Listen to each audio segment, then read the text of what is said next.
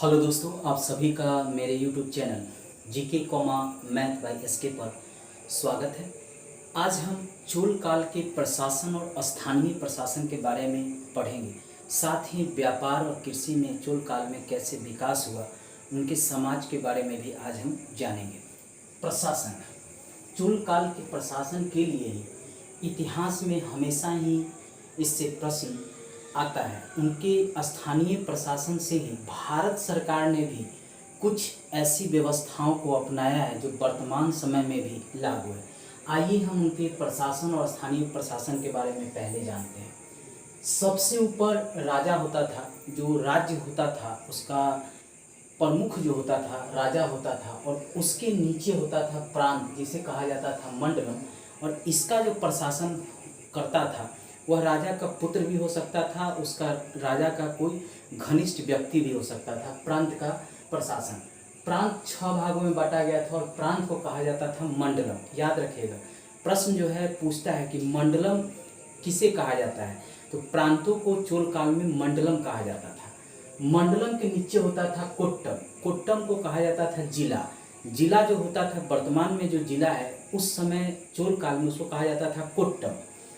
उसके नीचे होता था नाडु, उसके नीचे होता था कुर्रम, जो छोटे छोटे गांव होते थे उसको कहा जाता था कुर्रम। उर जो थी सर्वसाधारण लोगों की समिति थी, जो तालाब और बगीचों का निर्माण करते थे। उर एक संस्था थी जो सर्वसाधारण का अर्थ है कि गांव के जो लोग थे वो उर में शामिल होते थे, और इसका काम था कि गांव में जो बगीचे हैं या तालाब हैं उनका निर्माण कराना, ये इनका काम था उर का। एक होता था सभा और महासभा। स्थानीय प्रशासन में सभा और महासभा में अग्रहारों और ब्राह्मण बस्तियों की सभा होती थी। यहाँ कहने का अर्थ है कि जो वेद के ज्ञाता थे, शिक्षित थे, वही सभा या महासभा में शामिल हो सकते थे। लेकिन उर में कोई भी व्यक्ति शामिल हो सकता था, चाहे वह वेद का ज्ञाता हो या नहीं हो, उससे मतलब नहीं था। उर में सभी गांव के लोग शामिल थे, लेकिन सभा और महासभा में संभ्रांत लोग यानी पढ़े लिखे वेद के ज्ञाता लोग ही शामिल होते थे। इसके लिए कुछ कंडीशन था।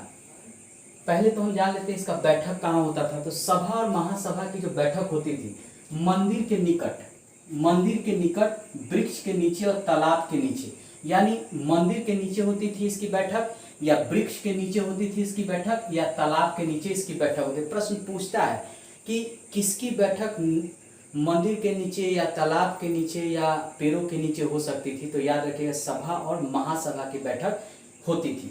अब इसकी सदस्यता के लिए कुछ क्राइटेरिया निर्धारित किए गए हैं। सबसे पहले है कि जो सभा का सदस्य होता था उसके पास अपनी भूमि होनी चाहिए थी, वह ईमानदार होना चाहिए, 35 से 70 के बीच होना चाहिए। अगर किसी समिति का सदस्य है तो दूसरे समिति का सदस्य नहीं हो सकता है, उसके ऊपर कर्ज नहीं होना चाहिए। ये सब क्राइटेरिया था, ये सारे क्राइटेरिया था। भूमि का स्वामी, उम्र 35 से 70 के बीच, अपना घर होना चाहिए, वेद का ज्ञाता होना चाहिए, प्रशासनिक जानकारी भी होना चाहिए, थोड़ी बहुत प्रशासनिक जानकारी भी होना चाहिए, ईमानदार होना चाहिए, और 3 साल समिति का सदस्य है तो अन्य समिति का सदस्य नहीं बन सकता है। कर्ज नहीं होना चाहिए। यहाँ कर्ज का अर्थ है कि न तो स्वयं पर कर्ज होना चाहिए नहीं, और न ही आपके जो संबंधी है उनके ऊपर कर्ज भी नहीं होना चाहिए। और साथ ही जो सार्वजनिक भूमि है, जो आपकी भूमि है या आपके जो संबंधी की भूमि है, उससे कर जो है राजा को वसूल के आपको भेजना है। यह भी क्राइटेरिया निर्धारित है। सभा और महासभा की सदस्यता है, उसके लिए ईमानदार होना सबसे पहले जरूरी था, और उनके ऊपर कोई कर्ज नहीं होना चाहिए था। मतलब उनके ऊपर कोई कर्ज नहीं हो, ईमानदार हो, और न ही उनके ऊपर कोई केस होना चाहिए, तो वही लोग इसके सदस्य बन सकते थे। आज उसका विपरीत है। भूमि कर जो होता था वह 1/3 भाग लिया जाता था। चूँकि जो राजा था उसकी आय का स्रोत क्या था, कृषि था और व्यापार था, व्यापार कर था, उसी से वह अपना राज्य का प्रशासन चलाता था। तो उस समय जो था भूमि कर 1/3 निर्धारित किया गया था। उसमें भी भूमि का कई क्राइटेरिया निर्धारित किया गया था। भूमि को कई भागों में बांटा गया था। कुछ उपजाऊ भूमि थे उनके लिए अलग कर था, अन उपजाऊ भूमि के लिए अलग कर था। लेकिन एक सर्वमान है कि 1/3 भाग कर्ज के रूप में, 1/3 भाग भूमि कर के रूप में उनसे लिया जाता था। ब्राह्मणों को दी गई कर मुक्त भूमि चतुर्वेदी मंगलम, कहा जाता था चतुर्वेदी मंगलम। ये होता था कि जो ब्राह्मण को राजा द्वारा जो भूमि दिया जाता था वह कर मुक्त होता था, मतलब उस पर कोई कर उनको देना नहीं होता, उसका उस भूमि को कहा जाता था चतुर्वेदी मंगलम। और एक और ब्राह्मण को भूमि दिया जाता था जो दान में दिया जाता था, उसको कहा जाता था ब्रह्मदी। याद रखिएगा, दोनों भूमि अलग अलग है। ब्रह्मदी वो भूमि होता था जो दान में दिया जाता था, मतलब पूर्णतः अधिकार जो है ब्राह्मण का हो जाता था। लेकिन जो कर्ज मुक्त भूमि दिया जाता था वो उस पर अभी भी राजा का अधिकार था, केवल वहां से इनसे कर जो है वसूला नहीं जाता था। वो था चतुर्वेदी मंगलम जो ब्राह्मणों को दिया जाता था। सेना की सबसे संगठित अंग था पदाती सेना। पदाती सेना का अर्थ है पैदल जो सेना होती थी वो सबसे संगठित थी। चोल काल में नौसेना भी उनकी सबसे सुदृढ़ थी। इसी कारण है कि चोल जो शासक थे उन्होंने यहाँ लक्षद्वीप पर कब्जा किया, यहाँ मालदीव पर कब्जा किया, अंडमान निकोबार का जो द्वीप है उस पर कब्जा किया, इधर जो है जाकर कुछ द्वीपों पर कब्जा किया, ये श्रीलंका पर उन्होंने कब्जा किया, क्योंकि उनकी नौसेना सुदृढ़ थी। लेकिन अभी भी जो पैदल सेना थी वही उनकी सुदृढ़ मानी गई है। आज भी वर्तमान में देखेंगे कि हमारा जो CRP है वो सबसे ज़्यादा जो है सैनिक के रूप में युद्ध मैदान में उतरता है। स्थलीय जो सेना होता है थल सेना, उसका महत्व आज भी इंडिया में सबसे अधिक है। अभी चीन और भारत के बीच जो गलवान में जो आप झड़प हुआ था उसमें जो थल सेना ने ही जाकर चीन के सेना को पीछे खदेड़ा था। उस समय न तो वायु सेना गई न नौ सेना गई। इसलिए याद रखिएगा आज भी भारत में थल सेना का अपना महत्व है। उस समय भी थल सेना वही पदाती सेना थे, उसका अपना महत्व था।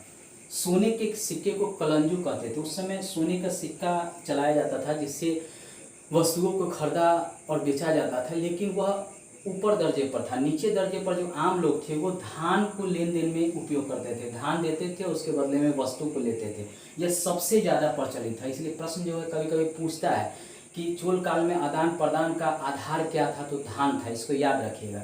सोने का सिक्का अगर पूछे तो कलंजू था, यह भी याद रखिएगा।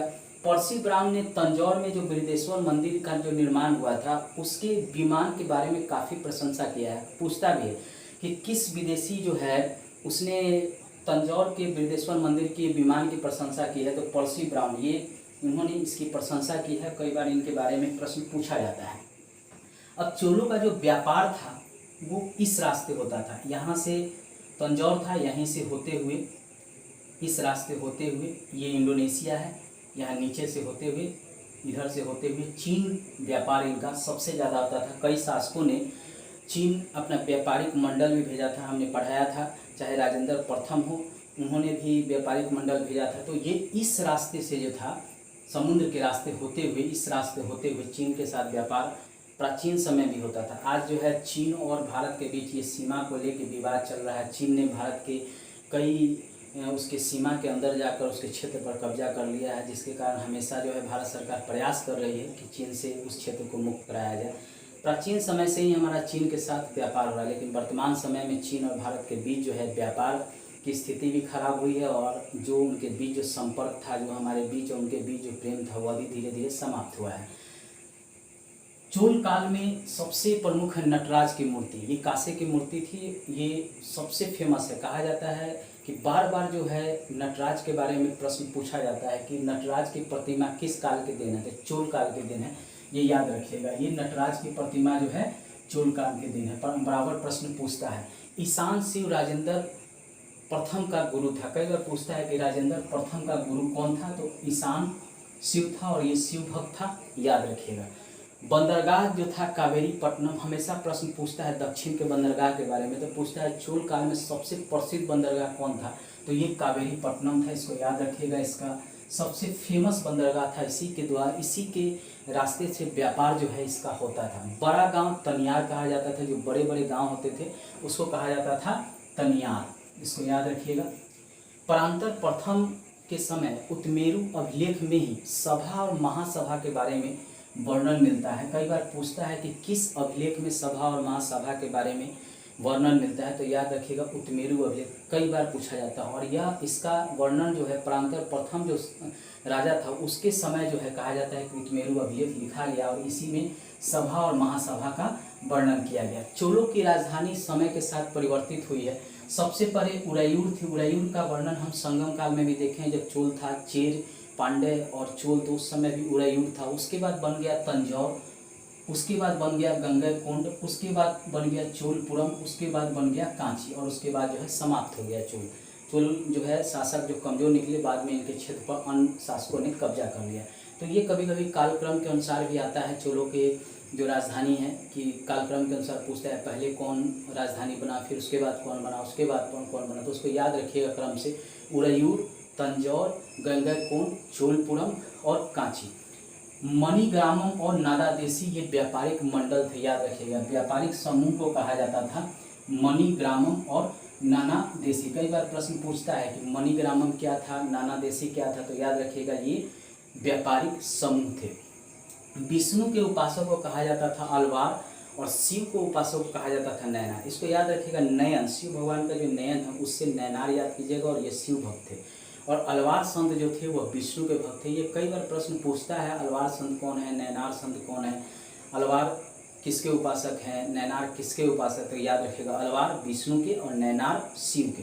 बीपीएससी और बिहार दरोगा, दिल्ली एसआई, यूपीपीसीएस में इस तरह के प्रश्न जो है पूछे जाते थे। उस समय चोल काल में कन्नड़ भाषा के कवि थे जो फेमस थे, उनमें थे पंप, पुन और रन। ये तीनों कई बार पूछता है कि चोल काल में कन्नड़ भाषा के कौन कवि थे जिन्होंने कन्नड़ भाषा में साहित्य की रचना की। तो पंप, पुन और रन, इनका नाम हमेशा आता है। तमिल भाषा के भी उस समय कवि थे तीन जो प्रमुख फेमस थे, कंबन थे, पुगलेंदी थे। ये दो कवि के कंबन और पुगलेंदी, इनके बारे में प्रश्न हमेशा पूछता है कि तमिल भाषा के साहित्यकार जो उस समय थे चोल में कौन कौन थे, उनके बारे में नाम दे देगा, पूछेगा ये तमिल भाषा के ज्ञाता थे या कन्नड़ भाषा के ज्ञाता थे। तो याद रखिएगा कंबन और पुगलेंदी ये दो थे तमिल के प्रमुख कवि और कन्नड़ भाषा के थे पंप, पुन और रन। इन दोनों को याद रखिएगा। दोस्तों ये चोल काल से संबंधित मैंने राजा के बारे में जानकारी दिया, मतलब उनके शासक के बारे में। आज हमने उनके प्रशासन के बारे में भी आपको जानकारी दिया, स्थानीय प्रशासन के बारे में जानकारी। हमेशा चोल के स्थानीय प्रशासन से प्रश्न पूछे जाते हैं। दोस्तों नेक्स्ट वीडियो में हम अन्य किसी इतिहास से संबंधित प्रमुख चैप्टर के बारे में चर्चा करेंगे। अगर ये मेरी जानकारी आपको अच्छा लगे तो मेरे चैनल को सब्सक्राइब कर घंटी को जरूर दबा लीजिएगा। दोस्तों को भी शेयर कीजिएगा, फेसबुक, व्हाट्सएप, इंस्टाग्राम पर भी इसे शेयर कीजिएगा। आपके सहयोग की ज़रूरत है। अगर आप सहयोग दें तो हम लगातार इस तरह का वीडियो आपके पास लाते। इसके बाद जो है हम कुछ प्रश्नों को भी देखेंगे जो चोल काल से संबंधित हैं और बराबर जो है एग्ज़ाम में पूछे गए हैं, चाहे वह IAS का एग्ज़ाम हो या यूपीपीसीएस का एग्ज़ाम हो या किसी भी PCS का एग्ज़ाम हो या SSC, रेलवे, बैंक, NDA, इन सब में वो प्रश्न पूछे गए हैं। हम उन प्रश्नों को भी देखेंगे नेक्स्ट वीडियो में। धन्यवाद।